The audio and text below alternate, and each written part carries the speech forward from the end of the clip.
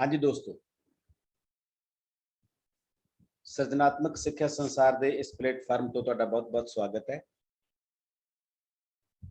ਬੋਲ ਤਾਰੇ ਬੋਲ ਦੀ ਤੀਜੀ ਲੜੀ, ਜਿਹਦੇ ਵਿੱਚ ਅਸੀਂ ਇੱਕ ਵੱਖਰੀ ਤਰ੍ਹਾਂ ਦਾ ਪ੍ਰੋਗਰਾਮ ਲੈ ਕੇ ਤੁਹਾਡੇ ਰੂਬਰੂ ਹੋ ਰਹੇ ਹਾਂ। ਵੈਸੇ ਤਾਂ ਬੋਲ ਤਾਰੇ ਬੋਲ ਆਪਣੇ ਆਪ ਦੇ ਵਿੱਚ ਹੀ ਇੱਕ ਵਿਲੱਖਣ ਪ੍ਰੋਗਰਾਮ ਹੈ। ਇਹ ਪ੍ਰੋਗਰਾਮ ਨਰੋਲ ਬਾਲਾਂ ਨੂੰ ਸਮਰਪਿਤ ਹੈ। ਉਹਨਾਂ ਬਾਲਾਂ ਨੂੰ, ਉਹਨਾਂ ਬੱਚਿਆਂ ਨੂੰ, ਭਵਿੱਖ ਦੇ ਉਹਨਾਂ ਸਿਤਾਰਿਆਂ ਨੂੰ ਜਿਨ੍ਹਾਂ ਨੇ ਆਪੋ ਆਪਣੇ ਅਸਮਾਨ ਸਿਰਜਣੇ ਨੇ ਤੇ ਆਪੋ ਆਪਣੇ ਅਸਮਾਨਾਂ ਦੇ ਵਿੱਚ ਚਮਕਣਾ ਹੈ। ਤੇ ਦੁਨੀਆ ਦਾ ਹਰ ਸਿਤਾਰਾ ਵਿਲੱਖਣ ਹੁੰਦਾ ਹੈ ਤੇ ਉਸ ਸਿਤਾਰੇ ਦੀ ਚਮਕ ਵੀ ਬਹੁਤ ਵਿਲੱਖਣ ਹੁੰਦੀ ਹੈ। ਇਹ ਸਾਡੀ ਸਮੱਸਿਆ, ਸਾਡੇ ਸਮਾਜ ਦੀ ਸਮੱਸਿਆ ਹੈ ਕਿ ਅਸੀਂ ਉਸ ਵਿਲੱਖਣਤਾ ਨੂੰ ਕਈ ਵਾਰੀ ਪਹਿਚਾਣ ਨਹੀਂ ਸਕਦੇ ਤੇ ਉਸ ਵਿਲੱਖਣਤਾ ਨੂੰ ਸਪੇਸ ਨਹੀਂ ਦਿੰਦੇ। ਪਰ ਜਿਹੜੇ ਤਾਰਿਆਂ ਨੂੰ, ਜਿਹੜੇ ਸਿਤਾਰਿਆਂ ਨੂੰ ਸਪੇਸ ਮਿਲ ਜਾਂਦੀ ਹੈ ਤਾਂ ਉਹ ਆਪਣੀ ਚਮਕ, ਆਪਣਾ ਰੰਗ, ਆਪਣਾ ਪ੍ਰਭਾਵ ਇਸ ਸਮਾਜ ਦੇ ਵਿੱਚ ਛੱਡਣਾ ਸ਼ੁਰੂ ਕਰ ਦਿੰਦੇ ਨੇ। ਤੇ ਬੋਲ ਤਾਰੇ ਬੋਲ ਉਹਨਾਂ ਸਿਤਾਰਿਆਂ ਨੂੰ ਪਹਿਚਾਨਣ ਦਾ ਇੱਕ ਯਤਨ ਹੈ। ਤੇ ਅੱਜ ਦੇ ਇਸ ਪ੍ਰੋਗਰਾਮ ਦੇ ਵਿੱਚ ਜੋ ਅਸੀਂ ਵਿਲੱਖਣ ਗੱਲ ਕੀਤੀ ਹੈ ਉਹ ਇਹ ਹੈ ਕਿ ਪਹਿਲਾਂ ਅਸੀਂ ਇੱਕ ਸਕੂਲ ਦੇ ਕੁਝ ਬੱਚਿਆਂ ਨੂੰ ਲੈ ਕੇ ਰੂਬਰੂ ਹੁੰਦੇ ਸੀ, ਪਰ ਇਸ ਵਾਰ ਅਸੀਂ ਇੱਕੋ ਬੱਚੇ ਨੂੰ ਲੈ ਕੇ ਤੁਹਾਡੇ ਰੂਬਰੂ ਹੋ ਰਹੇ ਹਾਂ। ਉਹ ਬੱਚਾ ਰੂਹੀ ਸਿੰਘ, ਜੋ ਸਾਡੇ ਹੱਥਾਂ ਦੇ ਵਿੱਚ ਪਲਿਆ ਵੱਡਾ ਹੋਇਆ, ਬਾਲ ਤੋਂ ਯੁਵਾ ਸ਼ਾਇਰ ਤੱਕ ਦਾ ਇਸ ਬੱਚੀ ਨੇ ਸਫ਼ਰ ਤੈਅ ਕੀਤਾ। ਇਹੋ ਜਿਹੇ ਬੱਚਿਆਂ ਨੂੰ ਦੇਖ ਕੇ ਲੱਗਦਾ ਹੈ ਕਿ ਸੱਚਮੁੱਚ ਜਦੋਂ ਬੱਚਿਆਂ ਨੂੰ ਢੁਕਵਾਂ ਵਾਤਾਵਰਨ ਮਿਲਦਾ ਹੈ, ਢੁਕਵਾਂ এনवायरमेंट ਮਿਲਦਾ ਹੈ ਤਾਂ ਉਹ ਬੱਚੇ ਬਹੁਤ ਤਰੱਕੀਆਂ ਕਰਦੇ ਨੇ। ਰੂਹੀ ਸਿੰਘ ਸਾਡੀ ਇਹੋ ਜਿਹੀ ਧੀ ਹੈ ਜਿਹਨੂੰ ਘਰ ਦੇ ਵਿੱਚ ਵੀ ਬਹੁਤ ਸੋਹਣਾ ਮਾਹੌਲ ਮਿਲਿਆ ਤੇ ਜਿਹਨੂੰ ਘਰ ਤੋਂ ਬਾਹਰ ਸਾਹਿਤਕ ਗੁਰੂਆਂ ਦਾ, ਸਾਹਿਤਕ ਸਰਪ੍ਰਸਤਾਂ ਦਾ ਇੱਕ ਸੰਸਾਰ ਮਿਲਿਆ। ਮੈਂ ਉਹਨਾਂ ਚ ਕੁਝ ਬੰਦਿਆਂ ਦੇ ਨਾਂ ਲੈਣੇ ਚਾਹੂੰਗਾ ਜਿਹੜੇ ਮੇਰੇ ਬਹੁਤ ਕਰੀਬੀ ਮਿੱਤਰ ਨੇ, ਜਿਹਦੇ ਵਿੱਚ ਜਸਪ੍ਰੀਤ ਜਗਰਾਉਂ ਹੋਰੀ ਨੇ, ਜਿਹਦੇ ਵਿੱਚ ਸਤਪਾਲ ਭੀਖੀ ਹੋਰੀ ਨੇ, ਤੇ ਉਸ ਕਾਫਲੇ ਦੇ ਵਿੱਚ ਮੈਂ ਵੀ ਕਿਤੇ ਸ਼ਾਮਲ ਹਾਂ। ਅਸੀਂ ਕੋਸ਼ਿਸ਼ ਕੀਤੀ ਸੀ ਕਿ ਬਹੁਤ ਸਾਰੇ ਬੱਚਿਆਂ ਨੂੰ ਇੱਕ ਪਲੇਟਫਾਰਮ ਦਿੱਤਾ ਜਾਵੇ ਤੇ ਉਸ ਪਲੇਟਫਾਰਮ ਤੇ ਰੂਹੀ ਸਿੰਘ ਨਿੱਕੀ ਦੀ ਬੱਚੀ ਸੀ ਜਦੋਂ ਆਈ ਸੀ, ਤੇ ਸਾਨੂੰ ਮਾਣ ਹੈ ਕਿ ਅੱਜ ਉਸ ਪਲੇਟਫਾਰਮ ਤੋਂ ਇਹ ਲਗਾਤਾਰ ਬੁਲੰਦੀਆਂ ਵੱਲ ਜਾ ਰਹੀ ਹੈ। ਇਸ ਵੇਲੇ MA ਇੰਗਲਿਸ਼ ਕਰ ਰਹੀ ਹੈ ਤੇ ਨਾਲ ਆਪਣੀ ਸਾਹਿਤਕ ਪ੍ਰਤਿਭਾ ਦੇ ਬਲਬੂਤੇ ਆਪਣਾ ਵੱਖਰਾ ਸਥਾਨ ਬਣਾ ਰਹੀ ਹੈ। ਤੇ ਕੁਝ ਕੁ ਸਾਲਾਂ ਦੇ ਵਿੱਚ ਜਿਵੇਂ ਇਹਨੇ ਆਪਣਾ ਇੱਕ ਵਿਲੱਖਣ ਥਾਂ ਬਣਾਇਆ ਹੈ, ਇਸ ਤੋਂ ਇਹ ਵੀ ਉਮੀਦ ਲੱਗਦੀ ਹੈ ਕਿ ਆਉਣ ਵਾਲੇ ਸਮੇਂ ਦੇ ਵਿੱਚ ਪੰਜਾਬੀ ਅਦਬ ਦਾ ਭਵਿੱਖ ਰੂਹੀ ਸਿੰਘ ਵਰਗੇ ਬੱਚਿਆਂ ਦੇ, ਨੌਜਵਾਨਾਂ ਦੇ ਹੱਥਾਂ ਦੇ ਵਿੱਚ ਹੋਊਗਾ। ਸੋ ਮੈਂ ਬਹੁਤ ਮਾਣ ਨਾਲ ਸਾਡੀ ਇਸ ਧੀ ਦਾ ਸਵਾਗਤ ਕਰਦਾ, ਰੂਹੀ ਸਿੰਘ ਦਾ।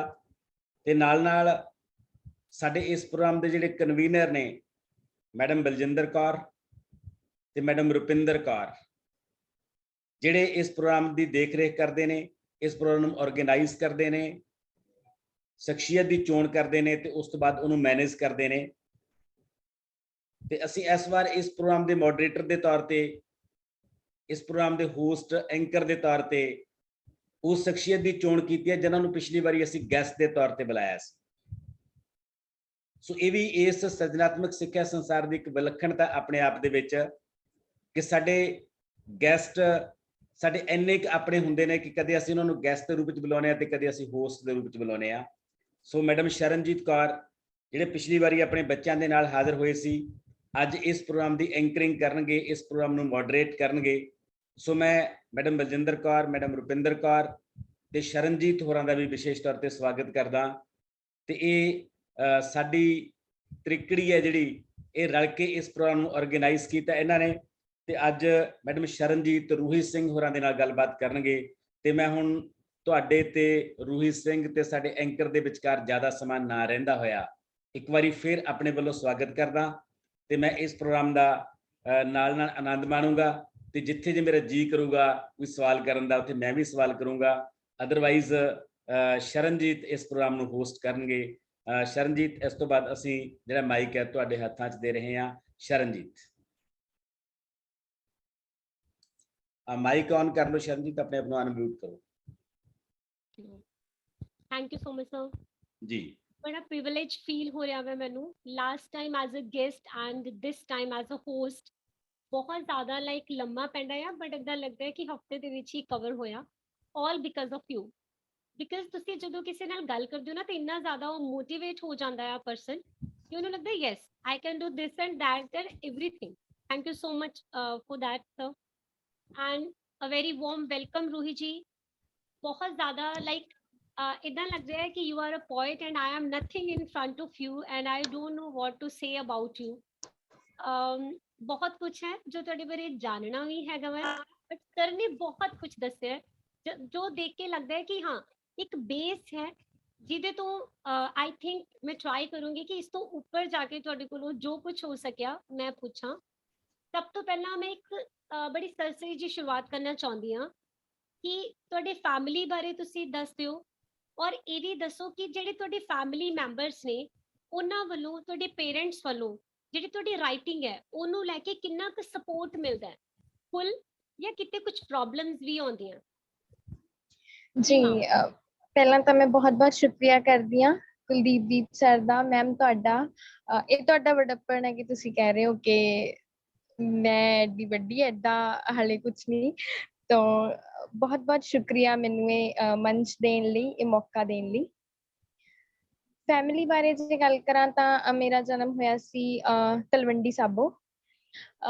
ਮੇਰੇ ਪੇਰੈਂਟਸ ਦੋਵੇਂ ਕਾਲਜ ਪ੍ਰੋਫੈਸਰਸ ਨੇ ਤੇ ਉਹਦੇ ਕਰਕੇ and my dad is a teacher of Punjabi ਤੇ ਉਹਦੇ ਕਰਕੇ ਸਾਹਿਤ ਘਰ 'ਚ ਬਹੁਤ ਪਹਿਲਾਂ ਤੋਂ ਸੀ। ਮਤਲਬ ਕਿਤਾਬਾਂ ਤੇ ਕਿਤਾਬਾਂ ਨਾਲ ਜੁੜੇ ਹੋਏ ਸੀ ਪੇਰੈਂਟਸ ਆਲਰੇਡੀ। ਤੇ ਫਿਰ ਉਸ ਤੋਂ ਬਾਅਦ ਜਦੋਂ ਸਕੂਲ ਗਈ ਤਾਂ 4th 5th ਕਲਾਸ ਦੇ ਵਿੱਚ ਹੀ ਮੁਕਾਬਲੇ ਹੁੰਦੇ ਨੇ, ਕਾਵਿ ਉਚਾਰਨ ਮੁਕਾਬਲੇ, ਭਾਸ਼ਣ ਮੁਕਾਬਲੇ। ਉਹਨਾਂ ਮੁਕਾਬਲਿਆਂ 'ਚ ਸਕੂਲ ਵੱਲੋਂ ਕਿ ਕੁਛ ਦੇਖ ਕੇ ਕਿ ਅੱਛਾ ਬੋਲ ਲੈਂਦੀ ਹੈ ਤੇ ਉਹਨਾਂ ਨੇ ਭੇਜਣਾ ਸ਼ੁਰੂ ਕਰਤਾ ਉਹਨਾਂ ਮੁਕਾਬਲਿਆਂ 'ਚ। ਤਾਂ ਕਰਕੇ ਮੈਂ ਇਹ ਕਹੂੰਗੀ ਕਵਿਤਾ ਨਾਲ ਜਾਂ ਮੋਰ ਜਨਰਲੀ ਸਾਹਿਤ ਨਾਲ ਮੈਂ ਮਤਲਬ ਬਹੁਤ ਹਮੇਸ਼ਾ ਤੋਂ ਹੀ, ਬਚਪਨ ਤੋਂ ਹੀ ਮੈਂ ਸਾਹਿਤ ਨਾਲ ਜੁੜੀ ਹੋਈ ਹਾਂ। ਛੁੱਟੀਆਂ ਹੁੰਦੀਆਂ ਘਰੇ ਤਾਂ ਮੈਂ ਕਿਤਾਬਾਂ ਲੈ ਕੇ ਬਹਿ ਜਾਣਾ। ਪਾਪਾ ਅਨੁਵਾਦ ਕਰਦੇ ਹੁੰਦੇ ਸੀ ਬਾਲ ਸਾਹਿਤ, ਜਿੱਦਾਂ ਕਿਤਾਬਾਂ ਨੇ ਚਬਰ ਚਬਰ, ਉੱਡਣ ਖਟੋਲਾ, ਉਹ ਪੜ੍ਹਨੀਆਂ। ਤੇ ਸ਼ੁਰੂਆਤ ਵੀ ਲਿਖਣ ਵੱਲ ਹੋਈ ਕਿ ਮੈਂ 9th ਜਾਂ 10th ਕਲਾਸ ਸੀ। ਉਦੋਂ ਮੈਂ ਕੁਛ ਕਹਾਣੀਆਂ ਸੀਗੀਆਂ, ਬਾਲ ਕਹਾਣੀਆਂ, ਉਹ ਹਿੰਦੀ ਸੀਗੀਆਂ ਤੇ ਉਹਨਾਂ ਨੂੰ ਮੈਂ ਹਿੰਦੀ ਤੋਂ ਪੰਜਾਬੀ ਦੇ ਵਿੱਚ ਅਨੁਵਾਦ ਕੀਤਾ। ਮਤਲਬ ਜਿਵੇਂ ਦਾ ਵੀ ਉਹ ਹੋਇਆ, ਬਟ ਮੈਂ ਟਰਾਈ ਕੀਤੀ। ਐਂਡ ਉਸ ਤੋਂ ਬਾਅਦ ਪੜ੍ਹਦੇ ਜਾਂ ਕਿਤੇ ਪੇਰੈਂਟਸ ਵੱਲੋਂ ਵੀ, ਟੀਚਰਸ ਵੱਲੋਂ ਵੀ, ਕਿਉਂਕਿ ਮੈਂ ਕਵਿਤਾ ਬੋਲਦੀ ਸੀ। ਜਿੱਦਾਂ ਸੁਰਜੀਤ ਪਾਤਰ ਜੀ ਦੀ ਕਵਿਤਾ ਸੀ ਮਰ ਰਹੀ ਹੈ ਮੇਰੀ ਭਾਸ਼ਾ, ਜਾਂ ਪਾਸ਼ ਦੀਆਂ ਕਵਿਤਾਵਾਂ, ਜਾਂ ਸੁਖਵਿੰਦਰ ਅੰਮ੍ਰਿਤ ਜੀ ਦੀਆਂ ਕਵਿਤਾਵਾਂ। ਤੇ ਉਹਨਾਂ ਨੂੰ ਪੜ੍ਹਦੇ ਮੈਨੂੰ ਕਿਤੇ ਲੱਗ ਰਿਹਾ ਸੀ ਕਿ ਕੋਈ ਚੀਜ਼ ਹੈਗੀ ਆ ਜਿਹੜੀ ਮੇਰੇ ਅੰਦਰ ਵੀ, ਮਤਲਬ ਮੈਨੂੰ ਲੱਗਦਾ ਹੁੰਦਾ ਸੀ ਕਿ ਮੇਰੇ ਅੰਦਰ ਵੀ ਐਵੇਂ ਦੀ ਕੋਈ ਚੀਜ਼ ਪਈ ਆ ਜਿਹੜੀ ਬਾਹਰ ਆਉਣਾ ਚਾਹੁੰਦੀ ਆ, ਪਰ ਉਹ ਸਕਿੱਲ ਜਾਂ ਕ੍ਰਾਫਟਸਮੈਨਸ਼ਿਪ ਉਹ ਹਲੇ ਡਿਵੈਲਪ ਨਹੀਂ ਸੀ ਹੋਈ। ਤੇ ਫਿਰ ਇਹ ਕਹਾਣੀਆਂ ਅਨੁਵਾਦ ਕੀਤੀਆਂ। ਉਸ ਤੋਂ ਬਾਅਦ ਜਸਪ੍ਰੀਤ ਜਗਰਾਉਂ ਜੀ ਨਾਲ ਜੁੜੇ, ਜਿਵੇਂ ਸਰ ਦੱਸ ਰਹੇ ਸੀ, ਐਂਡ ਪੰਜਾਬ ਸਾਹਿਤ ਅਕੈਡਮੀ ਚੰਡੀਗੜ੍ਹ ਨਾਲ। ਤੇ ਉਹਨਾਂ ਵੱਲੋਂ ਉਹਨਾਂ ਦੀ ਸਰਪ੍ਰਸਤੀ ਹੇਠ ਬਾਲ ਕਹਾਣੀਆਂ ਦੀਆਂ 2 ਕਿਤਾਬਾਂ ਆਈਆਂ। ਤੇ ਫਿਰ ਮੈਂ ਕਵਿਤਾ ਆਲਰੇਡੀ ਲਿਖ ਰਹੀ ਸੀ ਉਸ ਤੋਂ ਪਹਿਲਾਂ ਵੀ, ਜਿਵੇਂ +1 ਤੋਂ ਸ਼ੁਰੂ ਹੋ ਗਿਆ ਸੀ। ਐਂਡ ਫਿਰ ਹੌਲੀ ਕਰਕੇ ਏਦਾਂ ਕਵਿਤਾ ਦਾ ਚੱਲ ਰਿਹਾ। Wow, that's great actually. ਤਾਂ ਇਹ ਸੁਣ ਕੇ ਬਹੁਤ ਅੱਛਾ ਲੱਗਦਾ ਹੈ ਕਿ ਅੱਜ ਦੇ ਜਿਹੜੇ ਪੇਰੈਂਟਸ ਹੈ ਉਹ ਪਹਿਲੀ ਤਰ੍ਹਾਂ ਨਹੀਂ ਹੈਗੀ ਕਿ ਇਹਨੇ ਡਾਕਟਰ ਹੀ ਬਣਨਾ ਹੈ, ਇਹਨੇ ਇੰਜੀਨੀਅਰ ਹੀ ਬਣਨਾ ਹੈ, ਇਹਨੂੰ ਪਾਇਲਟ ਹੀ ਬਣਨਾ ਪਊਗਾ, ਹੈ ਨਾ। ਉਹ ਤੁਹਾਡੇ ਸੁਪਨਿਆਂ ਨੂੰ ਜੀਣ ਦੀ ਕੋਸ਼ਿਸ਼ ਕਰਦੇ ਆ।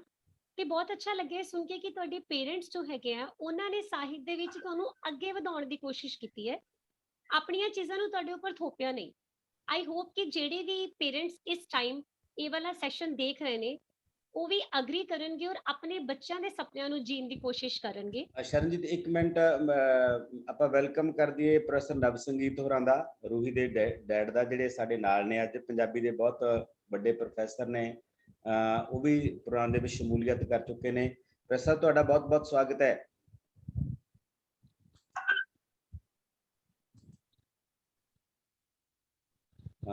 ਸ਼ਾਇਦ ਉਹਨਾਂ ਨੇ ਅਜੇ ਮਾਈਕ ਨਹੀਂ ਔਨ ਕੀਤਾ। ਚਲੋ ਕੰਟੀਨਿਊ ਕਰੋ ਜੀ। ਓਕੇ, ਠੀਕ ਹੈ ਰੋਹਿਤ ਜੀ, ਜਿੱਦਾਂ ਤੁਸੀਂ ਦੱਸਿਆ ਕਿ ਤੁਸੀਂ ਵੈਸੇ ਛੋਟੇ ਹੁੰਦੇ ਤੋਂ ਹੀ ਕਵਿਤਾਵਾਂ, ਕਹਾਣੀਆਂ, ਬਾਲ ਕਹਾਣੀਆਂ ਲਿਖਣੀਆਂ ਸਟਾਰਟ ਕਰ ਦਿੱਤੀਆਂ ਸੀ, ਕੁਝ ਅਨੁਵਾਦ ਵੀ ਕੀਤੇ ਹੈ।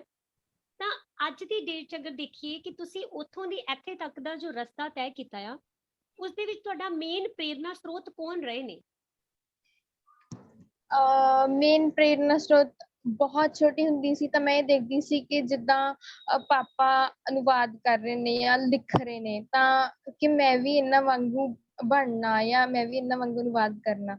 ਤਾਂ ਪ੍ਰੇਰਨਾ ਸਰੋਤ ਸ਼ੁਰੂ ਤੋਂ ਮੇਰੇ ਉਹੀ ਰਹੇ ਨੇ। ਉਸ ਤੋਂ ਬਾਅਦ ਜਿਵੇਂ ਜਿਵੇਂ ਆਪਾਂ ਪੜ੍ਹਦੇ ਹਾਂ ਤਾਂ ਮੈਨੂੰ ਲੱਗਦਾ ਹੁੰਦਾ ਜਿਵੇਂ ਕਵੀ ਨੇ, ਜਿਵੇਂ ਸੁਰਜੀਤ ਪਾਤਰ ਜੀ ਨੇ, ਉਹਨਾਂ ਨੂੰ ਪਹਿਲਾਂ ਇਹ ਹੁੰਦਾ ਸੀ ਕਿ ਮਤਲਬ ਸੁਰਜੀਤ ਪਾਤਰ ਜੀ ਨੂੰ ਪੜ੍ਹ ਲਿਆ ਹੈ ਨਾ, ਉਹਨਾਂ ਦੀਆਂ ਕਵਿਤਾਵਾਂ ਬੋਲੀਆਂ, ਤੇ ਫਿਰ ਜਦੋਂ ਖੁਦ ਕਵਿਤਾ ਵੱਲ ਆਈ ਤਾਂ ਸੁਰਜੀਤ ਪਾਤਰ ਜੀ ਨੂੰ ਮਿਲਣ ਦਾ ਸੁਭਾਗ 2-3 ਵਾਰ ਮਿਲਿਆ, ਤੇ ਫਿਰ ਐਵੇਂ ਲੱਗਦਾ ਹੁੰਦਾ ਕਿ ਜਿਵੇਂ ਕੋਈ ਸੁਪਨਾ ਸੱਚ ਹੋ ਗਿਆ। ਤੇ ਫਿਰ ਪ੍ਰੇਰਨਾ ਸਰੋਤ ਵੈਸੇ ਮੇਰੇ ਆਈਡੀਅਲ ਮੈਂ ਮੰਨਦੀ ਹੁੰਦੀ ਹਾਂ ਆਪਣੇ ਪੈਰੈਂਟਸ ਨੂੰ, ਜਿਨ੍ਹਾਂ ਨੇ, ਜਿਵੇਂ ਤੁਸੀਂ ਕਿਹਾ ਕਿ ਜਦੋਂ ਮੈਂ 10th ਸੀ ਤਾਂ ਮੈਨੂੰ ਸੀਗਾ ਕਿ ਇੰਗਲਿਸ਼ ਦੇ ਕਾਫੀ ਅੱਛੇ ਸਾਨੂੰ ਟੀਚਰ ਸੀਗੇ, and I thought I wood B ਪਰਸਿਊਇੰਗ English literature for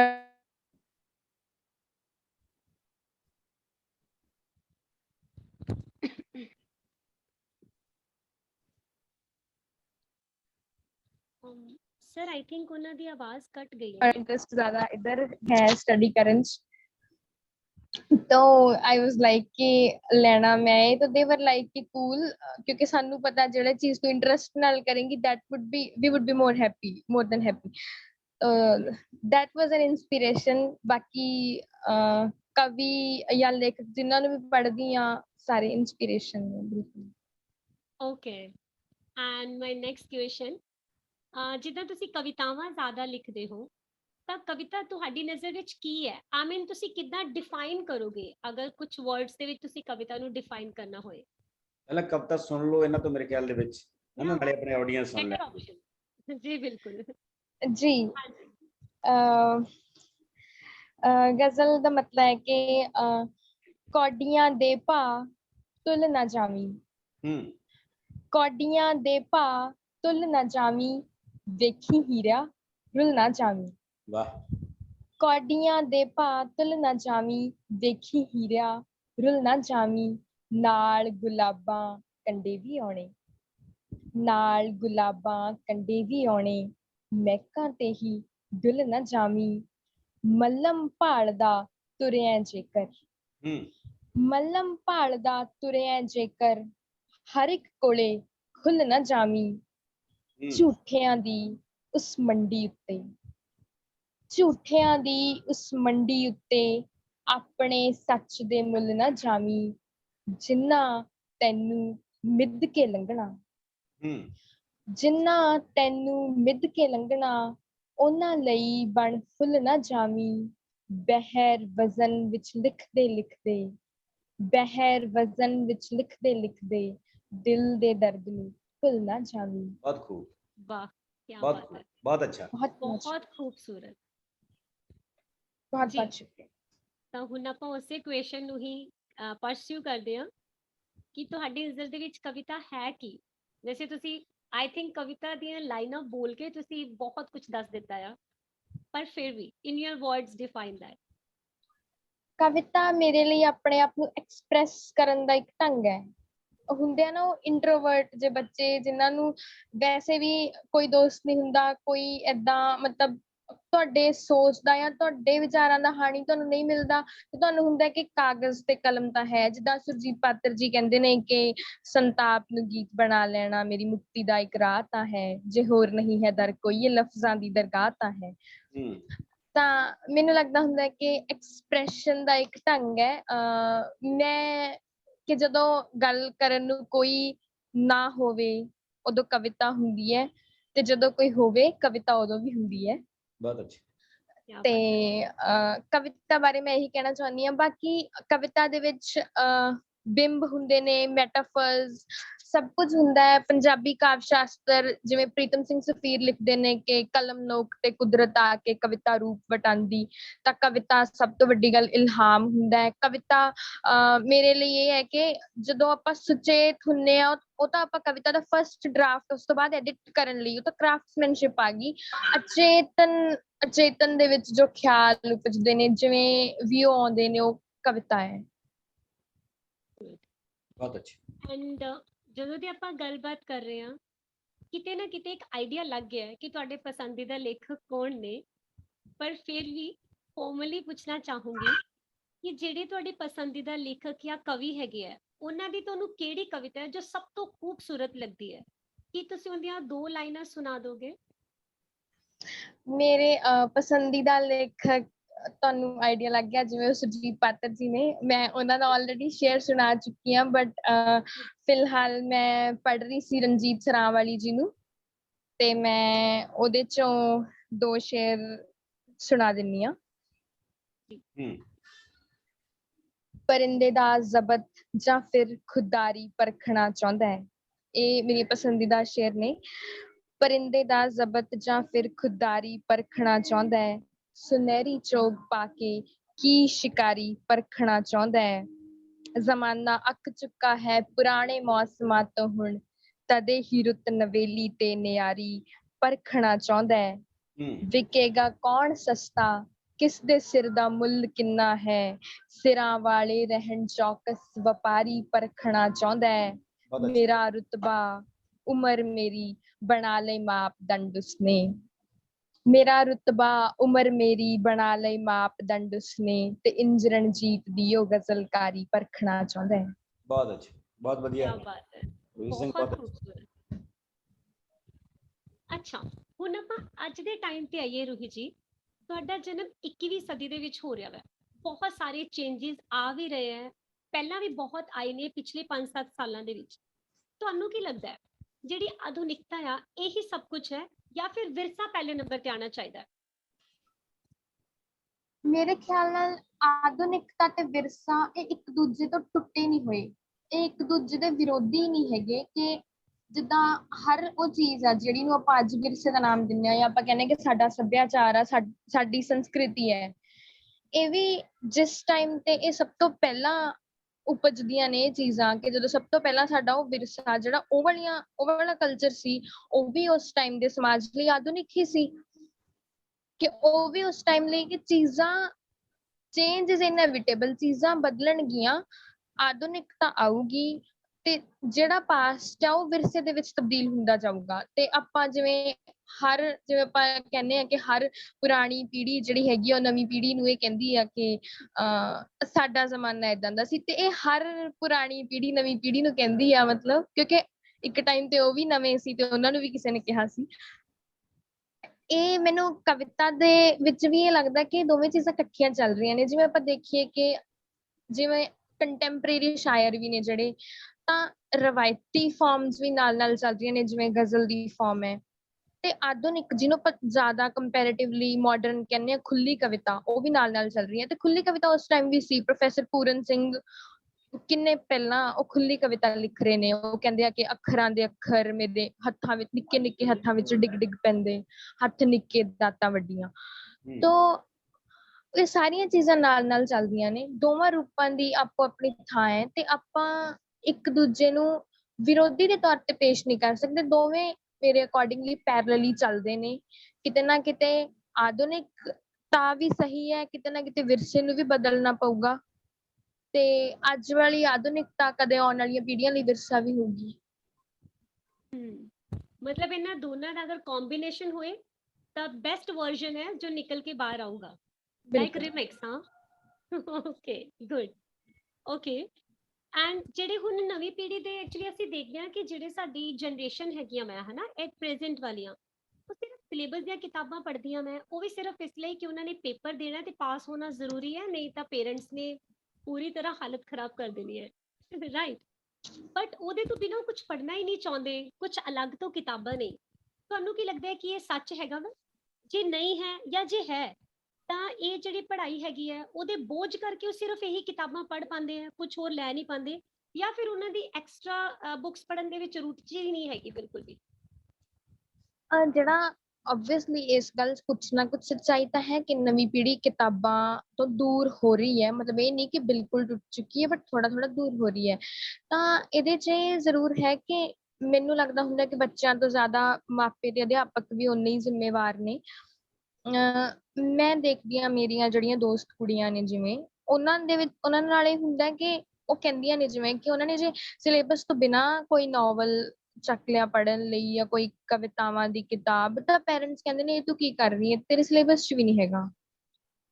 ਤਾਂ ਕਿਤੇ ਨਾ ਕਿਤੇ ਬੱਚਿਆਂ ਦਾ ਇੰਟਰਸਟ ਉੱਥੇ ਹੀ ਮਰ ਜਾਂਦਾ ਹੈ ਕਿ ਅਸੀਂ ਸਿਰਫ ਓਨਾ ਕੁ ਪੜ੍ਹੀਏ ਜਿੰਨਾ ਕੁ ਸਾਡੇ ਸਿਲੇਬਸ 'ਚ ਆਉਣਾ ਹੈ, ਜਾਂ ਜਿੰਨੀ ਕੁ ਦੀ ਸਾਨੂੰ ਲੋੜ ਹੈ। ਤੇ ਮੈਂ ਦੇਖਦੀ ਹੁੰਦੀ ਹਾਂ, ਜਿਵੇਂ ਮੈਂ ਗੱਲ ਕਰਦੀ ਹੁੰਦੀ ਹਾਂ ਕਿ ਅੱਜ ਦੀ ਪੀੜ੍ਹੀ 'ਚੋਂ ਕਿੰਨੀਆਂ ਕੁ ਕੁੜੀਆਂ ਸਾਹਿਤ ਨਾਲ, ਸਪੈਸੀਫਿਕਲੀ ਗਜ਼ਲ ਨਾਲ ਜੁੜੀਆਂ ਹੋਈਆਂ ਨੇ, ਤਾਂ ਮੈਨੂੰ ਬਹੁਤ ਨੋਮੀਨਲ ਜੇ ਨਾਮ ਮਿਲਦੇ ਨੇ, ਬਹੁਤ ਘੱਟ ਜੇ ਮੈਂ ਆਪਣੇ ਪੀਅਰ ਗਰੁੱਪ ਦੀ ਜਾਂ ਉੱਦਾਂ ਗੱਲ ਕਰਾਂ।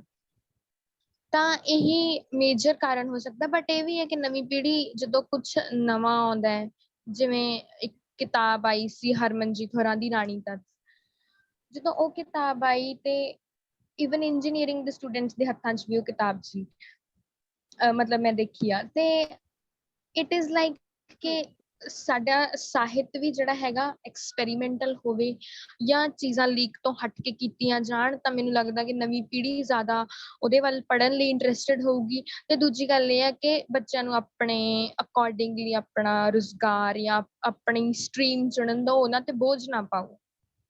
ਉਹਨਾਂ ਦੇ ਇੰਟਰਸਟ ਦੇ ਅਕੋਰਡਿੰਗ ਹੋਏਗਾ ਤਾਂ ਪੜ੍ਹਨਗੇ ਬਿਲਕੁਲ। ਓਬਵੀਅਸਲੀ।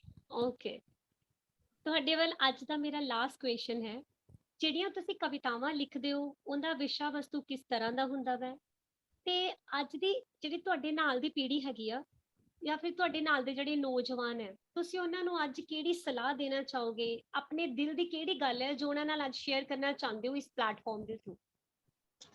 ਮੇਰੀ ਕਵਿਤਾਵਾਂ ਦਾ ਵਿਸ਼ਾ ਵਸਤੂ, ਜਿਵੇਂ ਮੈਂ ਪਹਿਲਾਂ ਹੀ ਦੱਸ ਚੁੱਕੀ ਹਾਂ ਕਿ ਐਕਸਪ੍ਰੈਸ ਕਰਨ ਦਾ ਇੱਕ ਰਾਹ ਹੈ, ਤਾਂ ਵਿਸ਼ਾ ਵਸਤੂ ਮੈਂ ਸੋਚ ਕੇ ਤਾਂ ਨਹੀਂ ਲਿਖਦੀ, ਅਚੇਤਨ 'ਚ ਹੈ। ਜਿਵੇਂ ਮੇਰਾ ਇੱਕ ਸ਼ੇਰ ਸੀ ਪਹਿਲਾਂ ਵੀ ਕਿ ਉਹਦੇ ਉਗਮਣ ਦੀ ਗੱਲ ਸੁਣ ਕੇ ਕਿ ਜੰਗਲ ਤਿਲ ਮਿਲਾ ਉੱਠਿਆ, ਜਿਹਨੂੰ ਸਦੀਆਂ ਤੋਂ ਦੱਬਿਆ ਸੀ ਉਹ ਕਿਸ ਤਰ੍ਹਾਂ ਲਹਿਲਹਾ ਉੱਠਿਆ। ਇਹ ਚੀਜ਼ਾਂ ਖੁਦ ਨਾਲ ਹੋਈਆਂ ਹੁੰਦੀਆਂ ਨੇ, ਕਿਤੇ ਨਾ ਕਿਤੇ ਬੀਤੀਆਂ ਹੁੰਦੀਆਂ ਨੇ, ਜਾਂ ਆਲੇ ਦੁਆਲੇ 'ਚ ਬੀਤਦੀਆਂ ਆਪਾਂ ਦੇਖਦੇ ਹਾਂ, ਤੇ ਉਹਨੂੰ ਆਪਾਂ ਕਿਸੇ ਹੋਰ ਫਾਰਮ ਦੇ ਵਿੱਚ ਢਾਲ ਕੇ ਜਿਹੜੀ ਹੈਗੀ ਉਹ ਆਪਣੀ ਕਵਿਤਾ 'ਚ ਆ ਜਾਂਦੀਆਂ ਨੇ। ਸੋ ਵਿਸ਼ਾ ਵਸਤੂ ਬੇਸਿਕਲੀ ਕੋਈ ਬਹੁਤ, ਮੈਂ ਇਹ ਨਹੀਂ ਕਹਿੰਦੀ ਕਿ ਸਮਾਜ ਨੂੰ ਸੇਧ ਦੇਣ ਵਾਲਾ ਵਿਸ਼ਾ ਵਸਤੂ ਆ ਜਾਂ ਕੋਈ ਸਪੈਸੀਫਿਕ, ਕਿਉਂਕਿ ਸਮਾਜ ਇਜ਼ ਕਨਸਟੈਂਟਲੀ ਚੇਂਜਿੰਗ। ਰਿਫਾਰਮ, ਆਪਾਂ ਇੱਕ ਕਵੀ ਬਹੁਤ ਛੋਟੀ ਜਿਹੀ ਚੀਜ਼ ਆ ਸਮਾਜ ਸੁਧਾਰਕ ਲਈ, ਉਹਦੇ ਲਈ ਸਮਾਜ ਸੁਧਾਰਕ ਹੈਗੇ ਨੇ, ਉਹਦੇ ਲਈ ਹੋਰ ਬਹੁਤ ਚੀਜ਼ਾਂ ਨੇ। ਪਰ ਹਾਂ, ਇਹ ਗੱਲ ਜ਼ਰੂਰ ਹੈ ਕਿ ਕੁਛ ਕੰਸਟਰਕਟਿਵ ਹੋਵੇ ਕਵਿਤਾ ਲਈ। ਕਵਿਤਾ ਜਿੱਦਾਂ ਜਗਜੀਤ ਸੰਧੂ ਕਹਿੰਦੇ ਨੇ ਕਿ ਮੈਂ ਕਵਿਤਾ ਦੇ ਹੱਥਾਂ ਵਿੱਚ ਆ, ਫਿਕਰ ਨਾ ਕਰ, ਫਿਕਰ ਕਰਨ ਕਵਿਤਾ ਜਿਨ੍ਹਾਂ ਦੇ ਹੱਥ ਵਿੱਚ ਹੈ, ਮੈਂ ਕਵਿਤਾ ਦੇ ਹੱਥਾਂ ਵਿੱਚ ਆ, ਫਿਕਰ ਨਾ ਕਰ। ਤੋਂ ਕਵਿਤਾ ਨਾਲ ਮੇਰਾ ਸੰਬੰਧ ਉਵੇਂ ਹੈ। ਮੇਰੀ ਕਵਿਤਾ ਦਾ ਵਿਸ਼ਾ ਵਸਤੂ ਵੀ ਏਦਾਂ ਹੀ ਆਉਂਦਾ, ਅਚੇਤਨ 'ਚੋਂ ਹੀ ਤੇ ਜਾਂ ਆਲੇ ਦੁਆਲੇ ਦੀਆਂ ਚੀਜ਼ਾਂ 'ਚੋਂ ਹੀ। ਨਵੀਂ ਪੀੜ੍ਹੀ ਨੂੰ ਇਹ ਕਹਿਣਾ ਚਾਹੁੰਦੀ ਹਾਂ ਕਿ ਮੈਂ ਵੈਸੇ ਕੋਈ ਮਤਲਬ ਐਡਵਾਈਸ ਦੇਣ ਦੀ ਜਾਂ ਪੋਜੀਸ਼ਨ ਤੇ ਤਾਂ ਨਹੀਂ ਆ, ਬਟ ਇਹ ਆ ਕਿ ਥੋੜਾ ਜਿਹਾ ਚਾਹੇ ਉੱਥੇ ਇੱਕ ਜਗ੍ਹਾ ਤੇ ਆਪਣਾ ਸਟੈਂਡ ਲਓ, ਹੈ ਨਾ, ਜਿਹੜੀ ਤੁਹਾਡਾ ਇੰਟਰਸਟ ਦੀ ਚੀਜ਼ ਆ ਉਹਨੂੰ ਪਰਸਿਊ ਕਰੋ, ਚਾਹੇ ਥੋੜਾ ਜਿਹਾ ਲੜਨਾ ਹੀ ਪੈ ਜੇ, ਉਹਦੇ ਲਈ ਆਪਣੇ ਲਈ ਖੜੋ। ਇਹ ਨਾ ਸੋਚੋ ਕਿ ਮਤਲਬ ਹਰ ਵਾਰ ਕਿ ਜਿਹੜਾ ਵੱਡੇ ਕਹਿਣਗੇ, ਜਿਹੜਾ ਮਾਪੇ ਕਹਿਣਗੇ, ਜਿਹੜਾ ਅਧਿਆਪਕ ਕਹਿਣਗੇ ਅਸੀਂ ਲਕੀਰ ਦੇ ਫਕੀਰ ਬਣਨਾ, ਉਵੇਂ ਨਾ ਕਰੋ। ਥੋੜਾ ਜਿਹਾ ਲੀਕ ਤੋਂ ਹਟ ਕੇ ਚੀਜ਼ਾਂ ਕਰੋ। ਜਿੱਥੇ ਦਿਲ ਦੀ ਗੱਲ ਪੁੱਛ ਰਹੇ ਸੀ ਤੁਸੀਂ, ਜਿੱਥੇ ਤੁਹਾਡਾ ਦਿਲ ਕਹਿੰਦਾ ਉੱਥੇ ਬੇਸਿਕਲੀ ਜਾਓ। ਵਾਓ। ਐਂਡ ਜਿਹੜੀ ਸ਼ੁਰੂਆਤ ਸੀਗੀ ਉਹ ਤੁਹਾਡੀ ਬੜੀ ਖੂਬਸੂਰਤ ਜੀ ਕਵਿਤਾ ਤੋਂ ਹੋਈ ਸੀ, ਤਾਂ ਮੈਨੂੰ ਲੱਗਦਾ ਹੈ ਕਿ ਉਦੋਂ ਤੱਕ ਇਹ ਜਿਹੜਾ ਪ੍ਰੋਗਰਾਮ ਹੈ ਅਧੂਰਾ ਰਹਿਣਾ ਆ ਜਦੋਂ ਤੱਕ ਜੋ ਐਂਡ ਹੈ ਉਹ ਵੀ ਤੁਹਾਡੀਆਂ ਖੂਬਸੂਰਤ ਜਿਹੀਆਂ ਲਾਈਨਾਂ ਤੋਂ ਨਾ ਹੋਏ। ਇਹ ਸ਼ਰਨਜੀਤ, ਇੱਕ ਤਾਂ ਜੇ ਕੋਈ ਇਹਨਾਂ ਚੋਂ ਸਵਾਲ ਆਪਣੇ ਬਾਕੀ ਸਾਥੀਆਂ ਚੋਂ ਕਰਨਾ ਚਾਹੁੰਦਾ ਹੈ, ਆਪਣੇ ਕਨਵੀਨਰ ਨੇ ਜਾਂ ਧਾਮੀ ਹੋਰੀ ਨੇ, ਮਨਜਿੰਦਰ ਨੂਰਪੁਰ ਹੈ, ਜੇ ਕੋਈ ਇਹਨਾਂ ਚੋਂ ਸਵਾਲ ਇੱਕ ਦੋ ਸਾਥੀ ਕਰਨਾ ਚਾਹੁੰਦੇ ਨੇ ਉਹਨਾਂ ਦਾ ਸਵਾਲ ਲੈ ਲਓ। ਤੇ ਇਹਨੇ ਸੁਣਾਉਂਦੇ ਨੇ ਕੁਛ, ਤੇ ਇਹਨੇ ਜੇ ਇੱਕ ਅੱਧਾ ਸਵਾਲ ਕਰਦੇ ਨੇ ਸਾਥੀ ਆਪਣੇ, ਉਹਨਾਂ ਦਾ ਸਵਾਲ ਲੈ ਲਓ। ਜੀ ਸ਼ੋਰ ਹਾਂਜੀ ਰੂਹੀ, ਮੇਰਾ ਤੁਹਾਡੇ ਤੋਂ ਸਵਾਲ ਹੈ ਕਿ ਤੁਸੀਂ ਪੜ੍ਹਾਈ ਦੇ ਨਾਲ ਇੰਨਾ ਟਾਈਮ ਕਿਵੇਂ ਕੱਢ ਲੈਂਦੇ ਹੋ? ਪਹਿਲੀ ਗੱਲ ਤਾਂ ਮੈਨੂੰ ਤਾਂ ਐਵੇਂ ਲੱਗ ਹੀ ਨਹੀਂ ਰਿਹਾ ਸੀ ਵੀ ਮੈਂ ਕਿਸੇ ਵਿਦਿਆਰਥੀ ਨਾਲ, ਕੋਈ ਸਟੂਡੈਂਟ ਨਾਲ ਗੱਲ ਕਰ ਰਹੀ ਹਾਂ। ਐਂ ਲੱਗ ਰਿਹਾ ਸੀ ਮੈਨੂੰ ਕੋਈ ਪ੍ਰੋਫੈਸਰ ਨਾਲ ਮੈਂ ਗੱਲ ਕਰ ਰਹੀ ਹਾਂ। ਕੀ ਬਾਤ ਹੈ, ਕੀ ਬਾਤ ਹੈ, good good. that is my dream ma'am to be a professor ਤੇ ਪੜ੍ਹਾਈ ਮੈਂ ਇੰਨਾ ਕੋਈ ਔਖਾ ਵਿਸ਼ਾ ਨਹੀਂ ਚੁਣਿਆ ਹੋਇਆ ਕਿ ਜਿੱਤੇ ਮਤਲਬ ਬੋਝ ਬਣਿਆ ਰਹੇ। ਸੋ this is M A English, ਮਤਲਬ ਬਿਲਕੁਲ ਥਿਅਰੀ ਵੀ ਹੈਗੀ ਆ ਬਟ ਲਿਟਰੇਚਰ ਜ਼ਿਆਦਾ, ਤਾਂ ਮੈਂ ਲਿਟਰੇਚਰ ਨਾਲ ਵੀ ਓਨਾ ਹੀ ਜੁੜੀ ਹੋਈ ਆ, ਮੈਂ ਉਸ ਤੋਂ ਕਿਤੇ ਵੀ ਟੁੱਟੀ ਨਹੀਂ ਹੋਈ, ਤੇ ਤਾਂ ਕਰਕੇ ਉਹ ਨਾਲ ਨਾਲ ਚੱਲਦਾ ਰਹਿੰਦਾ, ਚਾਹੇ ਇੰਗਲਿਸ਼ ਲਿਟਰੇਚਰ ਚਾਹੇ ਪੰਜਾਬੀ ਲਿਟਰੇਚਰ। ਉਹ ਤਾਂ ਮਤਲਬ ਕਿਉਂਕਿ ਸਟੱਡੀ ਜਿੱਦਾਂ ਮੈਂ ਦੱਸ ਰਹੀ ਹਾਂ ਕਿ ਸਟੱਡੀ ਦਾ ਕੋਈ ਬਹੁਤ ਜ਼ਿਆਦਾ ਬੋਝ ਨਹੀਂ ਹੈਗਾ, it's just that we have to read literature only. ਤੇ ਨੋਵਲਸ, ਪੋਇਮਸ, ਉਹਨਾਂ ਦਾ ਤੁਸੀਂ ਐਨਾਲਿਸਿਸ ਕਰ ਰਹੇ ਹੋ, ਫਿਰ ਤੁਸੀਂ ਜਿਹੜਾ ਘਰੇ ਆ ਕੇ ਕੁਝ ਆਪਣੇ ਲਈ ਪੜ੍ਹ ਰਹੇ ਹੋ, ਉਹ ਵੀ ਕਵਿਤਾ ਹੁੰਦੀ ਹੈ ਜਾਂ ਕੋਈ ਨੋਵਲ ਹੁੰਦਾ ਹੈ, ਜਾਂ ਤੁਸੀਂ ਲਿਖ ਰਹੇ ਹੋ। ਕਿਉਂਕਿ ਚੀਜ਼ਾਂ ਮੈਂ ਜਿਵੇਂ ਪਹਿਲਾਂ ਵੀ ਗੱਲ ਕਰਦੀ ਹਾਂ ਕਿ ਜਦੋਂ ਆਪਾਂ ਸਾਹਿਤ ਪੜ੍ਹਦੇ ਹਾਂ ਤਾਂ ਆਪਣੇ ਮਨ 'ਚ ਵੀ ਖਿਆਲ ਆਉਂਦੇ ਆ, ਤਾਂ ਫਿਰ ਲਿਖਣ ਦਾ ਵੀ ਨਾਲ ਨਾਲ ਚੱਲਦਾ ਰਹਿੰਦਾ, ਪੜ੍ਹਨ ਦੇ। ਤੇ ਤੁਹਾਨੂੰ ਲੱਗਦਾ ਹੈ ਕਿ it's a part of your life? ਬਿਲਕੁਲ, ਕਿੰਦੇ ਲਈ ਸਪੈਸੀਫਿਕਲੀ ਟਾਈਮ ਨਹੀਂ ਨਿਕਾਲਣਾ ਪੈਂਦਾ, ਆਪਣੇ ਆਪ ਹੋ ਜਾਂਦਾ ਹੈ। ਬਿਲਕੁਲ। ਬਹੁਤ ਬਹੁਤ ਸ਼ੁਕਰੀਆ ਰੂਹੀ। ਸੁਣਾਓ ਤੁਸੀਂ ਕੁਝ ਰੂਹੀ, ਇਸ ਤੋਂ ਬਾਅਦ ਜੇ ਕੋਈ ਹੋਰ ਸਵਾਲ ਹੋਇਆ ਆਪਾਂ ਦੇਖਦੇ ਹਾਂ। ਹਾਂਜੀ, ਮੈਂ ਹੁਣੇ ਇੱਕ ਸ਼ੇਰ ਪੜ੍ਹਿਆ ਸੀ, ਮੈਂ ਉਹਨੂੰ ਹੀ ਕੰਟੀਨਿਊ ਕਰਦੀ ਹਾਂ। ਉਹਦੇ ਉਗਮਣ ਦੀ ਗੱਲ ਸੁਣ ਕੇ ਹੀ ਜੰਗਲ ਤਿਲ ਮਿਲਾ ਉੱਠਿਆ, ਜਿਹਨੂੰ ਸਦੀਆਂ ਤੋਂ ਦੱਬਿਆ ਸੀ ਉਹ ਕਿਸ ਤਰ੍ਹਾਂ ਲਹਿ-ਲਹਾ ਉੱਠਿਆ। ਹਿਜਰ ਵਿੱਚ ਬਲਦੀ ਰੂਹ ਨੂੰ ਹੈ ਇੱਕ ਐਸੀ ਤਾਂਘ ਮਹਿਰਮ ਦੀ ਕਿ ਦਸਤਕ ਦਰ ਤੇ ਹੋਈ ਹੈ ਮਗਰ ਦਿਲ ਥਰਥਰਾ ਉੱਠਿਆ। ਕਿਸੇ ਕੋਈ ਸ਼ੇਰ ਇੰਜ ਪੜ੍ਹਿਆ ਜਾਂ ਮੇਰੇ ਯੌਣ ਦਾ ਸਦਕਾ, ਕਿਸੇ ਕੋਈ ਸ਼ੇਰ ਇੰਜ ਪੜ੍ਹਿਆ ਜਾਂ ਮੇਰੇ ਯੌਣ ਦਾ ਸਦਕਾ, ਜੋ ਮਹਿਫਿਲ ਵਿੱਚ ਉਹਦਾ ਗਮਗੀਨ ਚਿਹਰਾ ਮੁਸਕਰਾ ਉੱਠਿਆ। ਬੁਝੇ ਸਭ ਬਾਹਰ ਦੇ ਦੀਵੇ ਜਦੋਂ ਝੁੱਲੇ ਸੀ ਝੱਖੜ ਪਰ, ਬੁਝੇ ਸਭ ਬਾਹਰ ਦੇ ਦੀਵੇ ਜਦੋਂ ਝੁੱਲੇ ਸੀ ਝੱਖੜ ਪਰ, ਤਪੀ ਮੱਥੇ ਦੀ ਲੋ ਐਸੀ ਕਿ ਕਣ ਕਣ ਜਗਮਗਾ ਉੱਠਿਆ। ਬਹੁਤ ਅੱਛੇ। ਅਜਬ ਹੈ ਗਜ਼ਲ ਦੀ ਧਰਤੀ ਕਦੋਂ ਦੀ ਔੜ ਲੱਗੀ ਸੀ, ਅਜਬ ਹੈ ਗਜ਼ਲ ਦੀ ਧਰਤੀ ਕਦੋਂ ਦੀ ਔੜ ਲੱਗੀ ਸੀ, ਮਗਰ ਹੁਣ ਵਰ ਰਿਹਾ ਜਿਉਂ ਪਾਣੀਆਂ ਵਿੱਚ ਜ਼ਲਜ਼ਲਾ ਉੱਠਿਆ। ਉਹਦੇ ਉਗਮਣ ਦੀ ਗੱਲ ਸੁਣ ਕੇ ਹੀ ਜੰਗਲ ਤਿਲ ਮਿਲਾ ਉੱਠਿਆ, ਜਿਹਨੂੰ ਸਦੀਆਂ ਤੋਂ ਦੱਬਿਆ ਸੀ ਉਹ ਕਿਸ ਤਰ੍ਹਾਂ ਲਹਿ-ਲਹਾ ਉੱਠਿਆ। ਸ਼ੁਕਰੀਆ। ਬਹੁਤ ਵਧੀਆ ਰੂਹੀ, ਕੀ ਬਾਤ ਹੈ, ਬਹੁਤ ਖੂਬਸੂਰਤ। ਇੱਕ ਦੋ ਸਵਾਲ ਮੈਂ ਕਰਨਾ ਚਾਹੁੰਦਾ। ਇੱਕ ਤਾਂ ਰੂਹੀ ਇਹ ਦੱਸ ਕੇ, ਜਦੋਂ ਤੁਸੀਂ ਬਾਲ ਸਾਹਿਤ ਲਿਖਣਾ ਸ਼ੁਰੂ ਕੀਤਾ ਸੀ ਹੈ ਨਾ, ਉਦੋਂ ਇੱਕ ਕਾਫਲਾ ਸੀ ਆਪਣਾ ਇੱਕ, ਉਸ ਕਾਫਲੇ 'ਚੋਂ ਸ਼ਾਇਦ ਕਾਫੀ ਸਾਰੇ ਬੱਚੇ ਕੰਟੀਨਿਊ ਨਹੀਂ ਕਰ ਸਕੇ ਹੋਣਗੇ, ਤੁਸੀਂ ਕੰਟੀਨਿਊ ਕੀਤਾ। ਉਹ ਕਿਹੜੀਆਂ ਗੱਲਾਂ ਨੇ ਜਿਹਦੇ ਕਰਕੇ ਕੁਝ ਬੱਚੇ ਪਿੱਛੇ ਰਹਿ ਜਾਂਦੇ ਨੇ ਤੇ ਕੁਝ ਬੱਚੇ ਕੰਟੀਨਿਊ ਕਰ ਲੈਂਦੇ ਨੇ? ਕੀ ਇਹਦੇ ਵਿੱਚ ਉਹਨਾਂ ਦੇ ਜਿਹੜੀਆਂ ਕੋਈ ਇਸ ਕਿਸਮ ਦੀਆਂ ਬਾਹਰਲੀਆਂ ਪ੍ਰੋਬਲਮਾਂ ਹੁੰਦੀਆਂ ਨੇ ਜਾਂ ਕੋਈ ਇੰਟਰਨਲ ਸਟੱਡੀ ਵਗੈਰਾ ਦਾ ਕੋਈ ਰੋਲ ਹੁੰਦਾ ਹੈ? ਕਿਉਂਕਿ ਲਗਾਤਾਰ ਕੰਟੀਨਿਊਟੀ ਦੇ ਵਿੱਚ ਲਿਖਣਾ ਤੇ ਲਿਖਦੇ ਰਹਿਣਾ ਇੱਕ ਵੱਡੀ ਚੁਣੌਤੀ ਹੁੰਦੀ ਹੈ, ਤੇ ਤੁਸੀਂ ਮੈਨੂੰ ਲੱਗਦਾ ਮਹਿਸੂਸ ਕਰਦੇ ਹੋਵੋਗੇ ਕਿ ਤੁਹਾਡੇ ਨਾਲ ਜਿੰਨੇ ਤੁਰੇ ਸੀ ਉਹ ਕਾਫਲੇ ਦੇ ਸਾਰੇ ਬੱਚੇ ਉਵੇਂ ਕੰਟੀਨਿਊ ਨਹੀਂ ਕੀਤੇ ਹੈਗੇ। ਇਹਦੇ ਬਾਰੇ ਤੁਸੀਂ ਕੀ, ਤੁਹਾਡਾ ਵਿਊ ਹੈ? ਮੈਨੂੰ ਸਰ ਤੁਹਾਡੇ ਸ਼ਬਦ ਯਾਦ ਆਉਂਦੇ ਆ, ਤੁਸੀਂ ਬਹੁਤ ਵਾਰ ਕਹਿੰਦੇ ਹੁੰਦੇ ਹੋ ਕਿ ਅਸੀਂ ਕੁਝ ਬੀਜ ਬੀਜੇ ਸੀ ਤੇ ਜਿਹੜੇ ਬੀਜਾਂ 'ਚ ਮਤਲਬ ਕੁਝ ਹੋਊਗਾ ਉਹਨਾਂ ਨੂੰ ਉਹ ਆਪੇ ਉੱਗ ਪੈਣਗੇ ਤੇ ਬਾਕੀ ਆਪਣੀ ਮੌਤ ਆਪ ਮਰ ਜਾਂਦੇ ਨੇ। ਤੁਸੀਂ ਇਹ ਗੱਲ ਵਾਰ-ਵਾਰ ਕਹਿੰਦੇ ਹੁੰਦੇ ਹੋ ਤੇ ਮੈਨੂੰ ਯਾਦ ਆਉਂਦੀ ਹੁੰਦੀ ਆ ਹਮੇਸ਼ਾ, ਜਦੋਂ ਵੀ ਮੈਂ ਫੀਲ ਕਰਦੀ ਹਾਂ ਕਿ ਆਸ-ਪਾਸ ਜਿਹੜੇ ਵੀ ਬਹੁਤ ਕਾਫਲੇ 'ਚ ਬਹੁਤ ਘੱਟ ਲੋਕ ਰਹਿ ਗਏ ਨੇ ਹੁਣ ਨਾਲ, ਤੇ ਮੈਂ ਇਹ ਵੀ ਫੀਲ ਕਰਦੀ ਹੁੰਦੀ ਹਾਂ ਕਿ ਇਕਨੋਮਿਕ ਕੰਡੀਸ਼ਨਸ, ਸੋਸ਼ਲ ਕੰਡੀਸ਼ਨਸ ਵੀ ਉਨਾ ਹੀ ਮੈਟਰ ਕਰਦੀਆਂ ਨੇ। ਜਿੱਦਾਂ ਸਿਮਰਨ ਅਕਸ ਕਹਿੰਦੇ ਆ ਕਿ ਕਵਿਤਾ ਉਹਨਾਂ ਲਈ ਹੀ ਰੂਹ ਦੀ ਰੋਟੀ ਹੋਵੇਗੀ, ਟੱਬਰ ਦੇ ਜੀ ਜਿਸ ਦੇ ਸਾਰੇ ਰੱਜੇ ਹੋਵਣਗੇ। ਤੇ ਸਭ ਤੋਂ ਪਹਿਲਾਂ ਤਾਂ ਬੇਸਿਕ ਨੀਡਸ ਨੇ ਲਾਈਫ ਦੀਆਂ, ਕਿ ਉਹ ਵੀ ਆਪਣਾ ਰੋਲ ਪਲੇ ਕਰਦੀਆਂ ਨੇ। ਕਿ ਮੈਂ ਆਪਣੇ ਆਪ ਨੂੰ ਬਹੁਤ ਪ੍ਰਿਵਿਲੇਜਡ ਪੋਜੀਸ਼ਨ ਤੇ ਮੰਨਦੀ ਹੁੰਦੀ ਹਾਂ ਕਿ ਜਿਹੜਾ ਮੈਂ ਸਾਹਿਤ ਨੂੰ ਕੰਟੀਨਿਊ ਕਰ ਪਾਈ ਹਾਂ, ਹਲੇ ਤੱਕ ਕਰ ਰਹੀ ਹਾਂ। ਤੇ ਐਜੂਕੇਸ਼ਨਲ ਪ੍ਰੋਬਲਮਸ ਹੁੰਦੀਆਂ ਨੇ, ਜਾਂ ਮੇਬੀ ਬੱਚੇ ਸਟਰੀਮਸ ਜਾਂ ਨਾਨ ਮੈਡੀਕਲ ਜਾਂ ਮੈਡੀਕਲ, ਉਹਦੇ ਲਈ ਆਪਣੀ ਪੜ੍ਹਾਈ ਦੇ ਬੋਝ ਨੇ। ਇਕਨੋਮਿਕ ਕੰਡੀਸ਼ਨਸ ਬਟ ਬੇਸਿਕ ਨੇ ਕਿ ਜਦ ਤੱਕ ਬੇਸਿਕ ਨੀਡਸ ਫੁਲਫਿਲ ਨਹੀਂ ਹੁੰਦੀਆਂ ਉਦੋਂ ਤੱਕ ਕੋਈ ਹੋਰ ਕੰਮ ਵੱਲ ਕਿਵੇਂ ਸੋਚ ਸਕਦਾ। ਜੀ ਦੂਜਾ ਸਵਾਲ ਇਹ ਹੈ ਕਿ ਕੀ ਤੁਸੀਂ ਕਦੇ ਇਹ ਵੀ ਸੋਚਿਆ ਹੈ ਕਿ ਤੁਸੀਂ ਐਮਏ ਇੰਗਲਿਸ਼ ਕਰ ਰਹੇ ਹੋ ਕਿ ਮੈਂ ਇੰਗਲਿਸ਼ ਦੇ ਵਿੱਚ ਕੁਝ ਲਿਖਾਂ ਜਾਂ ਲਿਖਿਆ ਕਦੇ ਕੁਝ?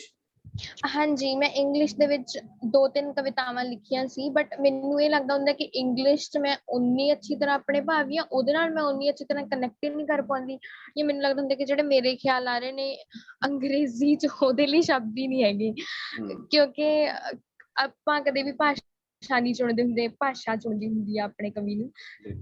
ਤੇ ਮੈਨੂੰ ਖਿਆਲ ਜਾਂ ਜਿਵੇਂ ਦੀ ਮੇਰੀ ਸਿਚੁਏਸ਼ਨ ਹੁੰਦੀ ਹੈ ਕਵਿਤਾ ਲਿਖਣ ਵੇਲੇ, ਉਹ ਮੋਸਟਲੀ ਪੰਜਾਬੀ ਦੇ ਵਿੱਚ ਹੀ ਐਕਸਪ੍ਰੈਸ ਉਹਨੂੰ ਮੈਂ ਕਰ ਪਾਉਂਦੀ। ਬਹੁਤ ਅੱਛਾ। ਤੇ ਤੀਜਾ ਸਵਾਲ ਇਹ ਹੈ ਕਿ ਤੁਸੀਂ ਇੱਕ ਗੱਲ ਕਹੀ ਸੀ ਕਿ ਨਵੀਂ ਪੀੜ੍ਹੀ ਪੁਰਾਣੀ ਪੀੜ੍ਹੀ ਨਾਲੋਂ ਇੱਕ ਵਿੱਥ ਸਿਰਜਦੀ ਹੈ, ਉਸ ਤੋਂ ਅੱਗੇ ਜਾਂਦੀ ਹੈ ਤੇ ਉਹਨੂੰ ਡੇਅਰ ਹੋਣਾ ਵੀ ਚਾਹੀਦਾ ਇੰਨਾ ਕੁ ਆਪਣੇ ਸਮੇਂ ਦੀਆਂ ਲੋੜਾਂ ਦੇ ਮੁਤਾਬਕ। ਕਿ ਘਰ ਦੇ ਵਿੱਚ ਵੀ ਇਸ ਤਰ੍ਹਾਂ ਦੇ ਕਦੇ ਹਾਲਾਤ ਹੋਏ ਨੇ ਕਿ ਮੰਮੀ ਡੈਡੀ ਨਾਲ ਕਦੇ ਸਿੰਘ ਫਸ ਗਏ ਹੋਣ ਕਿ ਨਾ ਐ ਨਹੀਂ ਐ ਹੋਣਾ ਚਾਹੀਦਾ? ਬਿਲਕੁਲ ਚੱਲਦੀਆਂ ਰਹਿੰਦੀਆਂ ਨੇ ਚੀਜ਼ਾਂ ਘਰ 'ਚ ਵੀ, ਪਰ ਮਤਲਬ ਇਟ ਇਜ਼ ਲਾਈਕ ਕਿ ਫਿਰ ਦੋਵੇਂ ਜਨਰੇਸ਼ਨਸ ਨੂੰ ਅੰਡਰਸਟੈਂਡ ਕਰਨਾ ਪੈਂਦਾ, ਕੋਈ ਨਾ ਕੋਈ ਕਨਕਲੂਜਨ ਤੇ ਆਉਣਾ ਪੈਂਦਾ ਕਿ ਇੰਨਾ ਕੁ ਉਹਨਾਂ ਦਾ ਵੀ ਨਹੀਂ, ਇੰਨਾ ਕੁ ਮੇਰਾ ਵੀ ਨਹੀਂ, ਕੋਈ ਵਿੱਚ ਵਿਚਾਲੇ ਦਾ ਰਸਤਾ ਕੱਢਣਾ ਪੈਂਦਾ। ਬਟ ਹਾਂ, ਚੀਜ਼ਾਂ ਹੁੰਦੀਆਂ ਨੇ ਤੇ ਫਿਰ ਮੈਨੂੰ ਲੱਗਦਾ ਹੁੰਦਾ ਕਿ ਨਹੀਂ ਇੱਥੇ ਮੈਂ ਠੀਕ ਹਾਂ, ਹੁਣ ਤੁਹਾਡੀ ਗੱਲ ਗਲਤ ਹੈ, ਹੁਣ ਤੁਸੀਂ ਆਪਣੇ ਜ਼ਮਾਨੇ ਦੇ ਮੁਤਾਬਿਕ ਨਾ ਸੋਚੋ, ਤੁਸੀਂ ਮੇਰੇ ਅਕੋਰਡਿੰਗਲੀ ਸੋਚੋ। ਤੇ ਉਹ ਸਮਝਦੇ ਵੀ ਨੇ, ਕੁਝ ਗੱਲਾਂ ਮੈਂ ਵੀ ਸਮਝ ਲੈਂਦੀ ਹਾਂ। ਕਿਆ ਬਾਤ, ਗੁੱਡ, ਬਹੁਤ ਅੱਛਾ। ਤੇ ਇੱਕ ਸਵਾਲ ਹੋਰ ਲਾਸਟ ਦੇ ਵਿੱਚ, ਤੁਸੀਂ ਹਰਮਨ ਦੀ ਗੱਲ ਕੀਤੀ, ਹਰਮਨ ਦੀ ਕਵਿਤਾ ਦੀ ਗੱਲ ਕੀਤੀ ਹੈ ਨਾ, ਇੱਕ ਸਵਾਲ ਥੋੜਾ ਜਿਹਾ ਇਹ ਲਿਟਰੇਚਰ ਦੇ ਸੰਬੰਧ 'ਚ ਹੈ। ਹਰਮਨ ਦੀ ਕਵਿਤਾ ਨੂੰ ਨਵੇਂ ਦੌਰ ਦੀ ਕਵਿਤਾ ਕਹੋਗੇ ਜਾਂ ਨਵੇਂ ਦੌਰ ਦੇ ਵਿੱਚ ਪੁਰਾਣੇ ਈਡੀਅਮ ਦੀ ਕਵਿਤਾ ਕਹੋਗੇ? ਕੀ ਤੁਹਾਨੂੰ ਲੱਗਦਾ ਹੈ ਕਿ ਸਾਨੂੰ ਉਹੋ ਜਿਹੀ ਕਵਿਤਾ ਲਿਖਣੀ ਚਾਹੀਦੀ ਹੈ ਜਾਂ ਜਿਹੜੀ ਅੱਜ ਦੇ ਦੌਰ ਦੀ ਚੇਤਨਾ ਹੈ ਜਿਹੜੀ ਉਹਦੀ ਕਵਿਤਾ ਲਿਖੀ ਜਾਣੀ ਚਾਹੀਦੀ? ਜੀ, ਹਰਮਨ ਦੀ ਕਵਿਤਾ ਦੀ ਗੱਲ ਉਸ ਕੰਟੈਕਸਟ ਦੇ ਵਿੱਚ ਕੀਤੀ ਸੀ ਕਿ ਲੋਕਾਂ ਨੇ ਜਿਵੇਂ ਹੈਗਾ ਉਹ ਪਪੂਲਰ ਹੋਈ ਕਿਤਾਬ, ਲੋਕਾਂ ਨੇ ਇੱਕਦਮ ਜਦੋਂ ਆਈ ਤਾਂ ਪੜ੍ਹੀ। ਨਵੇਂ ਦੌਰ ਦੀ ਉਹਨੂੰ ਮੈਂ ਪੁਰਾਣੀ ਈਡੀਅਮ ਦੀ ਕਹੂੰਗੀ ਕਿਉਂਕਿ ਉਸ ਟਾਈਮ ਤੇ ਨਵੇਂ ਦੌਰ ਦੇ ਵਿੱਚ ਚੱਲ ਰਿਹਾ ਸੀ ਖੁੱਲੀ ਕਵਿਤਾ, ਜਾਂ ਅਸੀਂ ਮਤਲਬ ਰਵਾਇਤੀ ਫਾਰਮਸ ਨਹੀਂ ਸੀ, ਅਸੀਂ ਆਧੁਨਿਕ ਚੀਜ਼ਾਂ ਤੇ ਆ ਗਏ ਸੀ, ਐਕਸਪੈਰੀਮੈਂਟਲ ਪੋਇਟਰੀ। ਤੇ ਉਸ ਦੌਰ ਦੇ ਵਿੱਚ ਜਦੋਂ ਮੇਬੀ ਕੁਝ ਲੋਕਾਂ ਦੇ ਇੰਟਰਸਟ ਐਕਸਪੈਰੀਮੈਂਟਲ, ਹਰ ਕੋਈ ਬੰਦਾ ਇੱਕ ਤਰ੍ਹਾਂ ਦੀ ਪੋਇਟਰੀ ਨਹੀਂ ਪੜ੍ਹਦਾ, ਉਹ ਕੁਝ ਖਾਸ ਇੱਕ ਗਰੁੱਪ ਨੂੰ ਅਟਰੈਕਟ ਕਰਦੀ ਹੈ ਉਵੇਂ ਦੀ ਕਵਿਤਾ। ਤਾਂ ਜਦੋਂ ਹਰਮਨ ਦੀ ਕਿਤਾਬ ਆਉਂਦੀ ਹੈ, ਉਹ ਇੱਕ ਬਿਲਕੁਲ ਉਹ ਲਿਰਿਕਲ ਜਿਹੜੇ ਹੈਗਾ ਪੋਇਟਰੀ ਸੀਗੀ, ਪੁਰਾਣੇ ਦੌਰ ਦੀ ਕਵਿਤਾ ਸੀਗੀ, ਬਟ ਉਹਨੂੰ ਲੋਕਾਂ ਨੇ ਇੰਟਰਸਟ ਨਾਲ ਪੜ੍ਹਿਆ ਕਿਉਂਕਿ ਇਹ ਇਸ ਨਵੇਂ ਦੌਰ ਦੇ ਵਿੱਚ ਇੱਕ ਲੀਕ ਤੋਂ ਹਟ ਕੇ ਚੀਜ਼ ਸੀਗੀ ਕਿ ਅਸੀਂ ਆਧੁਨਿਕ ਕਵਿਤਾ ਵੱਲ ਰੁਝਾਨ ਹੋ ਰਿਹਾ ਸੀ ਸਾਰੀ ਹੀ ਕਵਿਤਾ ਦਾ, ਬਟ ਇਹ ਕੁਝ ਡਿਫਰੈਂਟ ਸੀ। ਮੈਨੂੰ ਲੱਗਦਾ ਹੁੰਦਾ ਕਿ ਕਵੀ ਨੂੰ ਕੰਟੈਂਪਰੇਰੀ ਈਡੀਅਮ ਦੀ ਹੀ ਕਵਿਤਾ ਲਿਖਣੀ ਚਾਹੀਦੀ ਆ। ਜਿਵੇਂ ਇੱਕ ਤੁਸੀਂ ਕੋਈ ਪਹਿਲਾਂ ਇੱਕ ਜਿਹੜਾ ਕਵੀ ਦਰਬਾਰ ਕਰਾਇਆ ਸੀ, ਉਹਦੇ ਜਿਹੜੇ ਪ੍ਰਧਾਨਗੀ ਕਰ ਰਹੇ ਸੀ, ਉਹਨਾਂ ਨੇ ਵੀ ਕਿਹਾ ਸੀ ਕਿ ਪੰਜਾਬੀ ਕਵੀਆਂ ਨੂੰ ਇੱਕ ਇੰਟਰਨੈਸ਼ਨਲ ਵਿਜ਼ਨ ਰੱਖਣ ਦੀ ਲੋੜ ਹੈ ਕਿ ਬ੍ਰਹਿਮੰਡ ਦੀ ਬਾਹਰਲੀ ਦੁਨੀਆ ਦੀ ਪੰਜਾਬੀ ਕਵਿਤਾ ਉਨੀ ਹੀ ਗੱਲ ਕਰੇ ਜਿੰਨੀ ਕਿ ਨੈਸ਼ਨਲ ਪੋਇਟਰੀ ਕਰ ਰਹੀ ਹੈ ਜਾਂ ਬਾਕੀ ਦੀ ਪੋਇਟਰੀ ਕਰ ਰਹੀ ਹੈ। ਸੋ ਲੋਕਲ ਦੇ ਨਾਲ being local we have to be globalized also, तो globalization ਦੀ ਗੱਲ ਸਾਨੂੰ ਕਰਨੀ ਪਊਗੀ ਕੰਟੈਂਪਰੇਰੀ ਮੁਹਾਵਰੇ। ਬਹੁਤ ਵਧੀਆ। ਹਾਂਜੀ, ਕੋਈ ਹੋਰ ਸਵਾਲ ਕੋਈ ਸਾਡਾ ਸਾਥੀ ਕਰਨਾ ਚਾਹੁੰਦਾ? ਰੁਪਿੰਦਰ ਜਾਂ ਧਾਮੀ ਸਾਹਿਬ ਜੀ। ਹਾਂਜੀ ਰੂਹੀ, ਸਤਿ ਸ਼੍ਰੀ ਅਕਾਲ। ਤੇ ਬਹੁਤ ਵਧੀਆ ਲੱਗਾ ਬੇਟਾ ਤੁਹਾਨੂੰ ਦੇਖ ਕੇ, ਤੁਹਾਨੂੰ ਸੁਣ ਕੇ। ਇੱਕ ਮਤਲਬ ਮੈਂ ਤੁਹਾਡੇ ਪੇਰੈਂਟਸ ਨੂੰ, ਤੁਹਾਡੇ ਟੀਚਰਸ ਨੂੰ ਆਪਣੇ ਵੱਲੋਂ ਬਹੁਤ ਵਧਾਈ ਦਿੰਦੀ ਹਾਂ ਕਿ ਉਹਨਾਂ ਕਿੰਨੀ ਪਿਆਰੀ ਤੇ ਸਿਆਣੀ ਧੀ ਹੈ। ਕਈ ਵਾਰ ਇੰਝ ਹੁੰਦਾ ਕਿ ਅਸੀਂ ਕਿਸੇ ਬੱਚੇ ਨੂੰ ਦੇਖਦੇ ਹਾਂ ਤੇ ਸੋਚਦੇ ਹਾਂ ਕਿ ਕਾਸ਼ ਸਾਡਾ ਬੱਚਾ ਵੀ ਇੰਝ ਦਾ ਹੋਵੇ। ਉਹ ਫੀਲਿੰਗ ਅੱਜ ਮੈਨੂੰ ਆਈ ਤੁਹਾਨੂੰ ਦੇਖ ਕੇ। ਬੇਟਾ ਅੱਜ ਕੱਲ ਹੈ ਕਿ ਬੱਚੇ ਨਾ ਫੋਨ ਤੇ ਬਹੁਤ, ਸੋਸ਼ਲ ਮੀਡੀਆ ਨਾਲ ਬਹੁਤ ਜੁੜੇ ਹੋਏ ਆ, ਤੇ ਤੁਹਾਡੀ ਲਾਈਫ 'ਚ ਇਹਦਾ ਕੀ ਪ੍ਰਭਾਵ ਹੈ? ਕਿਵੇਂ ਵਰਤਦੇ ਹੋ? ਕਿਸ ਰੂਪ 'ਚ ਦੇਖਦੇ ਹੋ? ਮੈਂ ਸੋਸ਼ਲ ਮੀਡੀਆ ਤੇ ਐਕਟਿਵ ਤਾਂ ਜ਼ਰੂਰ ਰਹਿੰਦੀ ਹਾਂ, ਬਟ ਮੈਂ ਆਪਣੀ ਕਵਿਤਾ ਨੂੰ ਇੰਨਾ ਸ਼ੇਅਰ ਨਹੀਂ ਕਰਦੀ। ਮਤਲਬ ਇਟ ਇਜ਼ ਲਾਈਕ ਕਿ ਮੈਨੂੰ ਇਹ ਲੱਗਦਾ ਹੁੰਦਾ ਕਿ ਜਦੋਂ ਮੈਂ ਅੱਜ ਕੱਲ੍ਹ ਇਹ ਵੀ ਬਹੁਤ ਦੇਖਦੀ ਹਾਂ ਮੈਮ ਕਿ ਹਰ ਕਵੀ ਜਿੱਦਾਂ ਸਪੈਸ਼ਲੀ ਮੇਰੇ ਏਜ ਦੇ ਜਿਹੜੇ ਹੈਗੇ ਨੇ, ਜਿਹੜੇ ਲੋਕ ਕਵਿਤਾ ਲਿਖ ਰਹੇ ਨੇ, ਤਾਂ ਉਹ ਜਿੱਦਾਂ ਰਾਤ ਨੂੰ ਕਵਿਤਾ ਲਿਖੀ ਸੁਬਾਹ ਨੂੰ ਫੇਸਬੁੱਕ ਤੇ ਪਾ ਦਿੰਦੇ ਨੇ ਵਿਦਆਊਟ ਸੀਕਿੰਗ ਐਨੀ ਐਡਵਾਈਸ ਜਾਂ ਉੱਦਾਂ, ਤਾਂ ਮੈਨੂੰ ਲਾਈਕਸ ਦੀ ਖੇਡ ਜ਼ਿਆਦਾ ਲੱਗਦੀ ਹੁੰਦੀ ਆ, ਤਾਂ ਕਰਕੇ ਮੈਨੂੰ ਇਹ ਲੱਗਦਾ ਹੁੰਦਾ ਕਿ ਤੁਸੀਂ ਫਿਰ ਤਾਂ ਮਤਲਬ ਪਰਸਨ ਟੂ ਪਰਸਨ ਇੰਟਰੈਕਸ਼ਨ ਤੋਂ ਟੁੱਟ ਜਾਓਗੇ ਜੇ ਤੁਸੀਂ ਸਾਰਾ ਹੀ ਧਿਆਨ ਸੋਸ਼ਲ ਮੀਡੀਆ ਤੇ ਲਗਾਤਾ। ਇਵਨ ਰਚਨਾ ਪਾਉਣ ਦੀ ਵੀ ਗੱਲ ਨਹੀਂ ਆ, ਮਤਲਬ ਇਟ ਇਜ਼ ਜਨਰਲੀ ਕਿ ਤੁਸੀਂ, ਮੈਂ ਜਿੱਦਾਂ ਹੁਣ ਉਹਨਾਂ ਨੇ ਕਿਹਾ ਵੀ ਸੀ ਕਿ ਨਵੀਂ ਪੀੜ੍ਹੀ ਨੂੰ ਕੀ ਗੱਲ ਕਰਨਾ ਚਾਹੋਗੇ, ਤਾਂ ਇਹੀ ਹੈ ਕਿ ਤੁਸੀਂ ਜਿਹੜਾ ਹੈਗਾ ਲੋਕਾਂ ਦੀ ਗੱਲ ਉਨੀ ਹੀ ਸੁਣੋ। ਇਟ ਇਜ਼ ਲਾਈਕ ਕਿ ਕ੍ਰਿਟਿਸਿਜ਼ਮ ਵੀ ਉਨਾ ਹੀ ਜ਼ਰੂਰੀ ਹੈ ਜਿੰਨੇ ਕਿ ਜਿਹੜੀ ਥੋੜੀ ਜਿਹੀ 2 ਪਲ ਦੀ ਫੇਮ ਜਿਹੜੀ ਹੈਗੀ ਹੈ ਸੋਸ਼ਲ ਮੀਡੀਆ ਦਵਾਉਂਦਾ ਤੁਹਾਨੂੰ through likes, comments and shares. ਤਾਂ ਮੈਨੂੰ ਲੱਗਦਾ ਹੁੰਦਾ ਕਿ ਇਹਦਾ ਸਾਰਥਕ ਯੂਜ਼ ਇਹੀ ਹੈ ਕਿ ਆਪਾਂ ਇਹਨੂੰ ਚਲਾਈਏ, ਬਟ ਇੰਨਾ ਨਹੀਂ ਕਿ ਇਹ ਸਾਡੇ ਤੇ ਹਾਵੀ ਹੋ ਜਾਵੇ, ਕਿ ਅਸੀਂ ਇਹਨੂੰ ਆਪਣੇ ਤੇ ਹਾਵੀ ਨਾ ਹੋਣ ਦੀ, ਆਪਣੇ ਅਕੋਰਡਿੰਗ ਇਹਦੀ ਸੁਚੱਜੀ ਵਰਤੋਂ ਕਰਨੀ ਹੈ। ਬਹੁਤ ਅੱਛਾ, ਵਾਹ ਵਾਹ ਵਾਹ, ਬਹੁਤ ਅੱਛਾ ਆਨਸਰ ਦਿੱਤਾ ਬੇਟਾ, ਥੈਂਕ ਯੂ ਸੋ ਮਚ। ਬਹੁਤ ਵਧੀਆ। Thank you ma'am. ਮੇਰੇ ਮਾਈਂਡ ਵਿੱਚ ਨਾ ਕਦੋਂ ਦਾ ਇੱਕ ਕੁਐਸਚਨ ਆ ਰਿਹਾ, ਬੀਇੰਗ ਅ ਫੀਮੇਲ ਪੋਇਟ, ਤੁਹਾਡੇ ਕੋਈ ਨਾ ਕੋਈ ਫੀਮੇਲ ਪੋਇਟਸ ਜ਼ਰੂਰ ਹੋਣਗੇ ਜਿਹੜੇ ਫੇਵਰੇਟ ਹੋਣਗੇ, ਹੈ ਨਾ? ਔਰ ਮੈਨੂੰ ਲੱਗਦਾ ਉਹਨਾਂ ਬਾਰੇ ਮੈਂ ਕਿਊਰੀਅਸ ਹਾਂ ਜਾਣਨ ਦੇ ਲਈ, ਕੀ ਤੁਸੀਂ ਮੈਨੂੰ ਸ਼ੇਅਰ ਕਰ ਸਕਦੇ ਹੋ? ਜੀ ਮੈਮ, ਸੁਖਵਿੰਦਰ ਅੰਮ੍ਰਿਤ ਜੀ, ਉਹਨਾਂ ਨੇ ਬਹੁਤ ਉਹਨਾਂ ਦੀ ਜਿਹੜੀ ਕਵਿਤਾ ਹੈ ਮਾਵਾਂ ਤੇ ਧੀਆਂ, ਕਿ ਹਰ ਯੁੱਗ 'ਚ ਮਾਵਾਂ ਆਪਣੀਆਂ ਧੀਆਂ ਨੂੰ ਕੁਝ ਨਾ ਕੁਝ ਆਖਦੀਆਂ ਨੇ। ਮੇਰੀ ਮਾਂ ਨੇ ਵੀ ਮੈਨੂੰ ਆਖਿਆ ਸੀ, ਪਰ ਮੈਂ ਆਪਣੀ ਧੀ ਨੂੰ ਆਖਿਆ ਕਿ ਤੂੰ ਕਦਮ ਕਦਮ ਤੇ ਦੀਵਾਰਾਂ ਨਾਲ ਸਮਝੌਤੇ ਨਾ ਕਰੀ। ਤੇ ਉਹ ਵਾਲੀ ਕਵਿਤਾ ਉਹ ਮੈਂ ਮੁਕਾਬਲਿਆਂ 'ਚ ਵੀ, ਪਿੱਛੇ ਕਾਵ ਉਚਾਰਨ 'ਚ ਵੀ ਉਹ ਕਰਦੀ ਰਹੀ ਹਾਂ। ਮੈਨੂੰ ਬਹੁਤ ਪਸੰਦ ਹੈ ਸ਼ੁਰੂ ਤੋਂ ਇਹਨਾਂ ਦੀ ਕਵਿਤਾ। ਤੇ ਅੱਜ ਦੇ ਦੌਰ ਦੀ ਜੇ ਗੱਲ ਕਰਾਂ ਤਾਂ ਮੈਂ ਤਾਹਿਰਾ ਸਰਾਜ ਦੀ ਬਹੁਤ ਵੱਡੀ ਐਡਮਾਇਰਰ ਹਾਂ, ਪਾਕਿਸਤਾਨੀ ਕਵਿਤਰੀ। ਉਹ ਬਹੁਤ ਕਮਾਲ ਦਾ ਲਿਖਦੇ ਨੇ। ਇਵਨ ਸਿਮਰਨ ਅਕਸ ਜੀ ਸਾਡੇ ਕੰਟੈਂਪਰੇਰੀ ਸਾਰੇ ਮੇਰੇ ਆਈਡੀਅਲਸ ਨੇ, ਕਿ ਕੁੜੀਆਂ ਹੋ ਕੇ ਵੀ ਇਹਨਾਂ ਨੇ ਇੱਥੋਂ ਤੱਕ ਇਹ ਪਹੁੰਚੇ ਨੇ। ਇਹ ਵੀ ਆਪਣੇ ਆਪ 'ਚ ਬਹੁਤ ਵੱਡੀ ਗੱਲ ਹੈ, ਕਿਉਂਕਿ ਗਰਲਸ ਅੱਜ ਦੇ ਦੌਰ 'ਚ are not as privileged as ਬॉयਜ਼, ਕਿ ਉਹਨਾਂ ਨੂੰ ਹਰ ਕੰਮ ਦੀ ਆਜ਼ਾਦੀ ਮਿਲੇ, ਪਰ ਇਹਨਾਂ ਨੇ ਆਪਣੀ ਆਜ਼ਾਦੀ ਲਈ ਹੈ ਆਪਣੇ ਆਪ ਨੂੰ। ਬਹੁਤ ਅੱਛਾ, ਬਹੁਤ ਵਧੀਆ। ਹਾਂ, ਮੈਨੂੰ ਲੱਗਦਾ ਬਹੁਤ ਸਾਰੀਆਂ ਗੱਲਾਂ ਬਾਤਾਂ ਆਪਾਂ ਕਰ ਲਈਆਂ, ਪਰ ਇਹ ਗੱਲਾਂ ਬਹੁਤ ਖੂਬਸੂਰਤ ਕੀਤੀਆਂ ਨੇ ਰੂਹੀ ਨੇ, ਤੇ ਜੀ ਕਰਦਾ ਹੈ ਗੱਲਾਂ ਦਾ ਸਿਲਸਿਲਾ ਚੱਲਦਾ ਰਹੇ, ਪਰ ਵਕਤ ਨਹੀਂ ਦਿੰਦਾ ਹੈਗਾ।